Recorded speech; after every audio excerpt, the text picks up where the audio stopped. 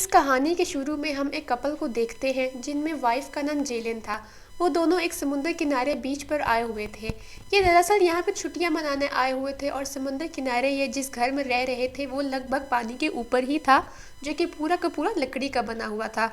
اصل میں کچھ وقت پہلے ہی جیلن کے بچے کی موت بھی ہو گئی تھی، جس کی وجہ سے بہت زیادہ پریشان رہتی تھی۔ اس سین کے بعد یہ دونوں پانی میں غوطہ لگانے جاتے ہیں، جس میں ہسبینڈ کی ٹانگ پر چوٹ لگ جاتی ہے اور اس میں خون بہنے لگتا ہے، اور خون دیکھ کر وہ کافی گھبرا جاتی ہے۔ اسے دوبارہ سے اپنی ماضی یاد آ گیا تھا جب اس نے اپنے بچے کو کھو دیا تھا، مگر اس بار بھی اس کا ہسبینڈ اسے سنبھالتا ہے اور واپس گھر میں لے جاتا ہے۔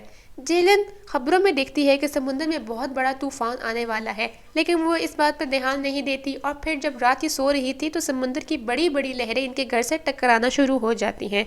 شروع میں تو انہیں یہ عام بات لگتی ہے کہ اکثر یہاں پر ایسا ہوتا رہتا ہے، لیکن جلد ہی یہ لہریں ان کے گھر کو گھیر لیتی ہیں، جو کہ مکمل طور پر لکڑی کا بنا ہوا تھا۔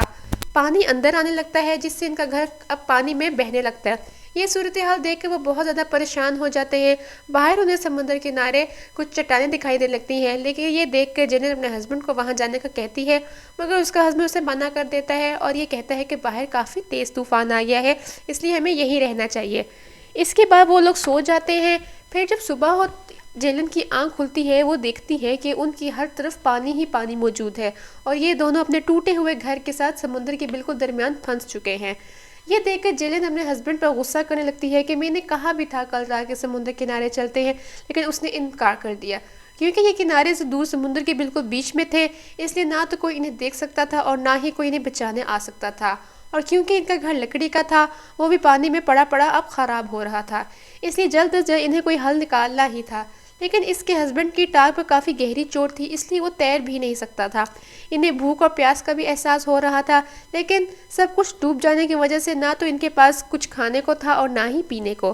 اس پر اس کا ہسبینڈ کہتا ہے کہ اب تمہیں ہی پانی میں نیچے جانا ہوگا اور کھانے کو کچھ ڈھونڈنا ہوگا۔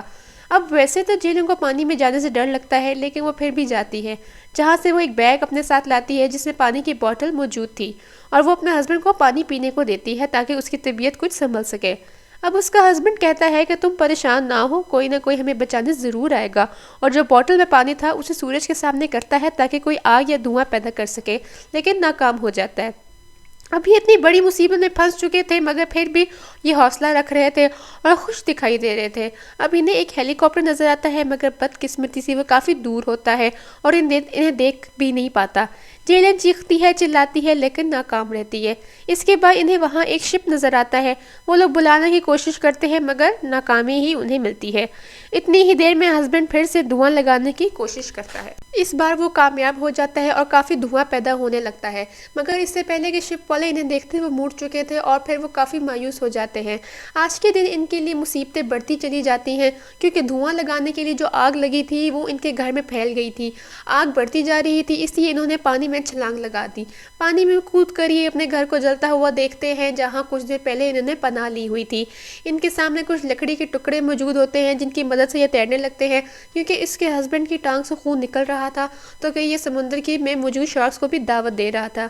یہ دیکھتے ہی انہوں نے سوچا کہ جلدی سے لکڑی پہ وہ دیکھتے ہیں کہ انہیں شارکس کے آنے کی موجود محسوس ہوتا ہے، لیکن پھر قریب آنے پر وہ دیکھتے ہیں کہ وہ شارکس نہیں بلکہ ڈولفنس ہیں، اور یہ دیکھ کر وہ ہنسنے لگتے ہیں کیونکہ وہ انہیں شارک جو سمجھ رہے تھے، اور اب وہ لکڑی کے ٹکڑے پر لیٹ جاتے ہیں اور مدد آنے کا انتظار کرتے ہیں۔ جیلن کہتی ہے کہ یہ سب میرا قصور ہے، اگر میرا بچہ نہ مرتا، میں ٹینشن میں نہ آتی تو ہم بھی یہاں پر نہ ہوتے۔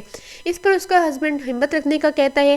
وہ باتیں کرتے کرتے وہیں سو جاتے ہیں، اور جب جیلن کی آنکھ کھلتی ہے تو وہ دیکھتی ہے کہ جنہیں لکڑی پہ کی طرف وہ سو رہے تھے وہ دو حصوں میں بٹ گیا تھا، اور وہ دیکھتی ہے کہ اس کے ہسبینڈ کی ٹانگ سے مزید خون بہنے لگا تھا، جو کہ پانی میں ہر طرف پھیل چکا تھا۔ اس کے ہسبینڈ کی صحت مزید بگڑتی جا رہی تھی۔ اب وہ پانی میں کود کر اپنے ہسبینڈ کی طرف تیرنے لگتی ہے، لیکن اب سچ مچ کی شارک آ گئی تھی اور ان پر حملہ کر دیتی ہے، جس کی وجہ سے ہسبینڈ بھی لکڑی کے ٹکڑے سے گر کر پانی میں چلا جاتا ہے۔ لیکن جیلن کچھ بھی کر کے لکڑی کے ٹکڑے پر چڑھ جاتی ہے اور اپنے شوہر کو بھی کھینچنے کی کوشش کرتی ہے، لیکن وہ بہت زیادہ تھک چکی ہوتی ہے اور وہیں اس کی آنکھ لگ جاتی ہے اور اس کا شوہر لکڑی کے ساتھ لٹکا رہتا ہے۔ جب اس کی آنکھ کھلتی ہے تو وہ لوگ سمندر کے کنارے موجود ہوتے ہیں اور وہ بہت زیادہ خوش ہونے لگتی ہے، تو وہ اپنے ہسبینڈ کو جگانے کی کوشش کرتی ہے لیکن وہ نہیں اٹھتا۔ اسے پتہ لگتا ہے کہ وہ مر چکا ہے۔ یہ دیکھ کے وہ بہت زیادہ ڈر گئی تھی اور مایوس ہو گئی تھی اور اسے گلے لگا کر رونے لگتی ہے۔ اس سب کے لیے وہ خود کو ذمہ دار کہتی ہے اور وہ وہیں گر کر بے ہوش ہو جاتی ہے۔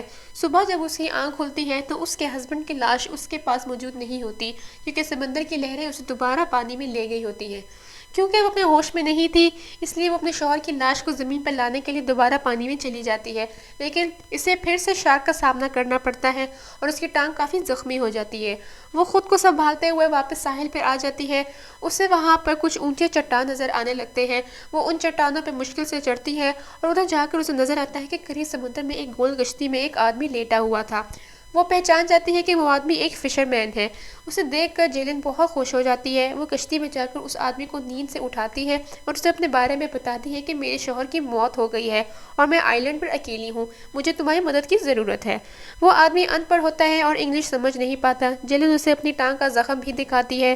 وہ اس کی مرہم پٹی کر دیتا ہے۔ وہ مچھلیاں پکڑنے کے لیے سمندر میں جال لگانے جاتا ہے اور ابھی جال لگا ہی رہا تھا کہ شارک اس پر حملہ کر دیتی ہے۔ پانی میں ہلچل ہوتی ہے تو جیلن سمجھ جاتی ہے کہ آدمی پر شارک نے حملہ کر دیا ہے۔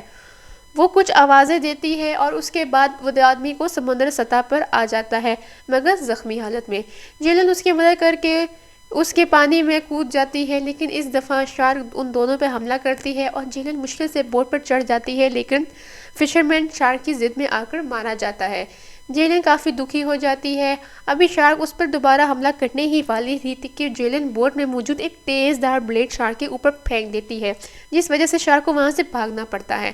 شارک پھر سے جیلن پر حملہ کر کے اس کی کشتی کو الٹا دیتی ہے، لیکن اب کی بار جیلن بلیڈ کو اپنی ٹانگوں سے باندھ کر شارک پر حملہ کرتی ہے، جس کے بعد شارک وہاں مر جاتی ہے۔ اس کے بعد وہ کشتی میں لیٹ کر آسمان کی طرف دیکھنے لگتی ہے۔ اسے اس بات پر یقین ہوتا ہے کہ آس پاس کوئی ایسا علاقہ ضرور موجود ہوگا جہاں پر انسان ہوں گے۔ وہ تیرتے تیرتے ایک کنارے پر پہنچتی ہے، وہاں پر اسے کچھ لوگ ملتے ہیں۔